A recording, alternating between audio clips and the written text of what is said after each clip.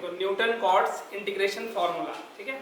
इसमें हम लोग को क्या करना होगा कि ये जो है बिल्कुल बेसिक स्ट्रक्चर है इंटीग्रेशन करने का। जो भी हमारा फॉर्मूला सब आ रहा है, जैसे सिम्पसन 1/3 हो गया, या जॉर्डन रूल जो है 3/8 हो गया, वीडल्स फार्मूला हो गया, इन सब बिल्कुल इन सब से पहले हम लोग इसको देखने वाले हैं, ठीक है। ये बेसिक है, वो सब हमारा एडवांस पार्ट है। इसके हेल्प से भी हमारा इंटीग्रेशन हो जाएगा, लेकिन इससे जो वैल्यू आएगा उसके रिस्पेक्ट में, जैसे सिम्पसन 1/3 ये सब से करोगे तो उसमें थोड़ा बेहतर वैल्यू आता है, ठीक है। ये काफ़ी पुराना तरीका है। इसमें करते क्या है कि मेरे पास सपोज करो कि y = fx कोई फंक्शन दिया हुआ रहेगा, ठीक है, और इंटीग्रेशन करना है a to b fx dx में। हम क्या करते हैं, क्लोज इंटरवल a b को सब डिवाइड कर देते हैं n+1 इंटरवल्स में, ठीक है। नॉट पॉइंट्स हमारा यही आएगा x0 x1 x2 up to xn, ठीक है। टोटल काउंट करो तो n+1 पॉइंट्स आ रहे हैं। उन सभी का ये वाला इमेज हो गया y0 से लेकर yn में। अब हम लोग को पता है कि जो हम xi का डिस्ट्रीब्यूशन कर रहे हैं वो xi = x0 + ih है। i की वैल्यू 1 से लेकर n तक की रन कराएंगे। सपोज करो कि i जो है हम ये जो कंसीडर किए हैं a to b fx dx, इसमें क्या किए, a का वैल्यू x0, ठीक है, और जो b आएगा वो क्या आएगा, x0 + nh हो जाएगा, ठीक है। तो इंटीग्रेशन fx dx। अब यहीं से हम लोग को फार्मूला को डिराइव करना है, क्योंकि यहाँ से जो फार्मूला आएगा उसका यूज हम लोग अदर फार्मूला को भी प्रूफ करने में कर सकते हैं, ठीक है। तो देखो सब्स्टिट्यूशन समझना है। हमारे पास जो i की वैल्यू दी गई है वो है x0 से x0 + nh fx dx, ठीक है।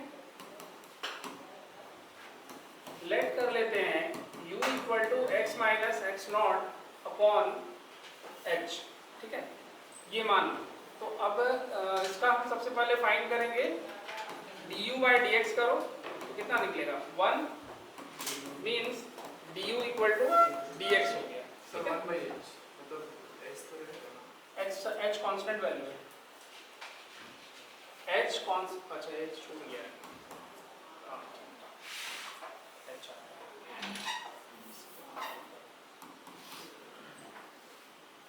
h du = dx ऐसे कुछ आएगा, ठीक है।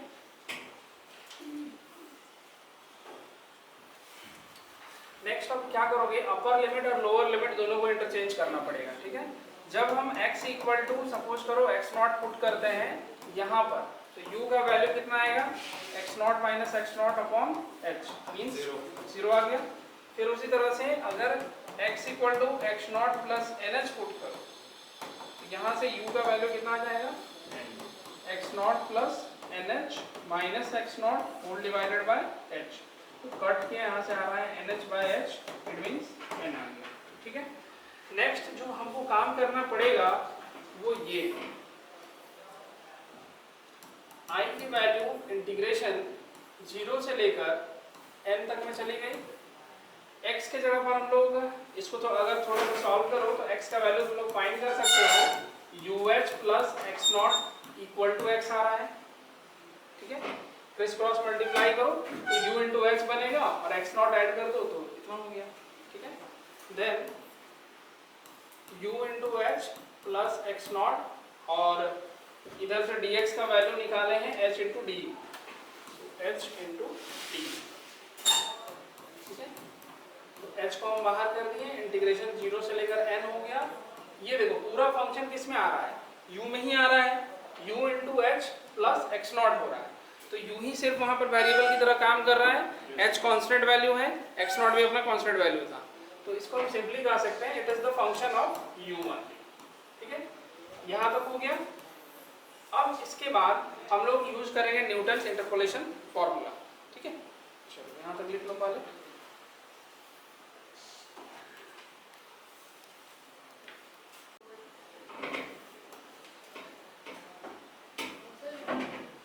देख लो इसे हम लोग का i = क्या आया, h × integration 0 to n fu du आया था, ठीक है। तो जो fu है उसको हम y और फंक्शन ऑफ u तो लिख ही सकते हैं, जैसे y = fx लिखते हैं, तो वहां पर y = fu था, इसीलिए हम लिख दिए y = fu के जगह पर y ब्रैकेट के अंदर में u है, ठीक है। h लिख दिया वहां पे 0 से h या n 0 to n हो जाएगा, ठीक है। नेक्स्ट आगे देखना। अब यहाँ पर न्यूटन फॉरवर्ड इंटरपोलेशन फार्मूला का यूज कर रहे हैं। YU इक्वल टू हमारे पास क्या था, y0 प्लस u। ध्यान रखना वेरिएबल में हम लोग उस टाइम p लिए हुए, ठीक है। यहाँ पर हमारे पास वेरिएबल में u रखा हुआ है, इसीलिए हम लिख रहे हैं p की जगह पर सभी u। y0 plus u into del y0 plus u into u minus 1 upon 2 factorial del two y0, और यहाँ पर तीसरा वाला आ गया u into u minus 1 into u minus 2 upon 3 factorial del 3y0, ठीक है। तो जो हमारा ये YU आ रहा है, इसको फर्स्ट इक्वेशन यानी कि ये इंटीग्रेशन वाला जो पार्ट था उसमें पुट कर देंगे YU की जगह पर, ऐसे पुट करेंगे। देन पुट करने पर यहाँ h भी रहेगा। तो पुट करने के बाद अब इसी को ही हमको एक एक करके इंटीग्रेट करना है और सबका वैल्यू निकालना पड़ेगा, ठीक है।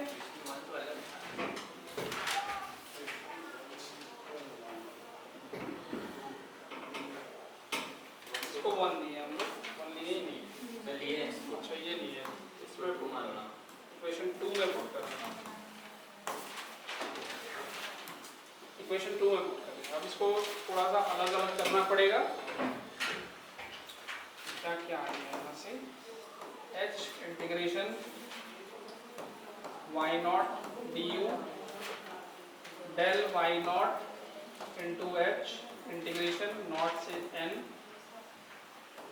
u du, फिर उसी तरह से नेक्स्ट लिखोगे del two y0 upon 2 factorial into h u into u minus 1 du not से n तक, और ये चीज आगे ऐसे चलते रहेगा, ठीक है। चलो अब आगे देखो, यहाँ से हम लोग को एक एक करके सब पार्ट को इंटीग्रेट करके वैल्यू निकालना पड़ेगा, ठीक है। तो शुरुआत करो, सबसे पहले जो हम लोग को दिया गया है इंटीग्रेशन 0 से n y0 du था, ठीक है। तो y0 हमारा कोई कांस्टेंट वैल्यू रहेगा, ठीक है। यहाँ पर y0 को बाहर करोगे, इंटीग्रेशन 0 से n du आ गया।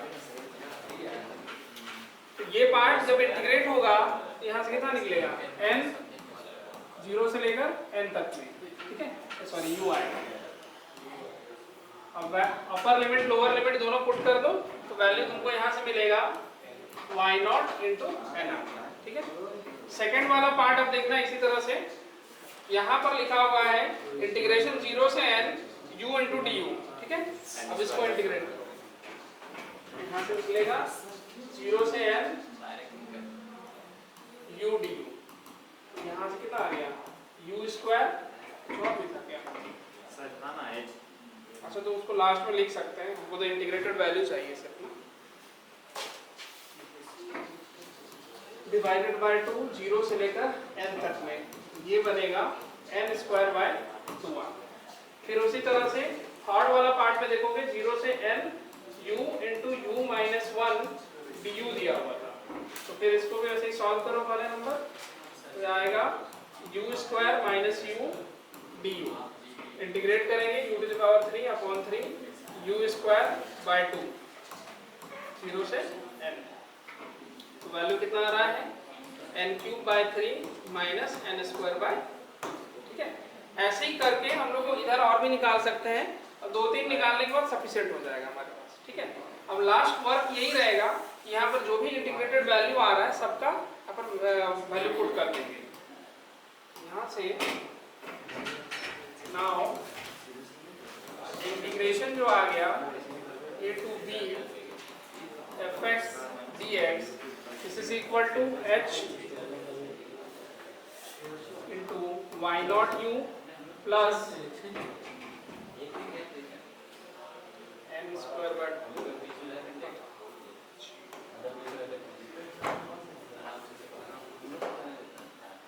n square by 2 del y0 plus फिर क्या होगा del 2 y0 by 2 फैक्टोरियल,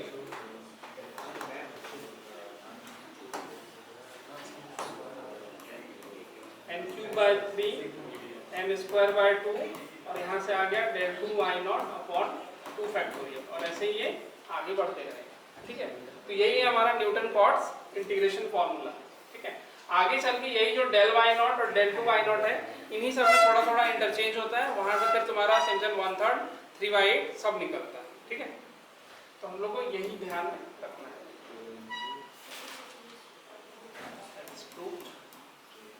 इसका proof हाँ मैं पड़ेगा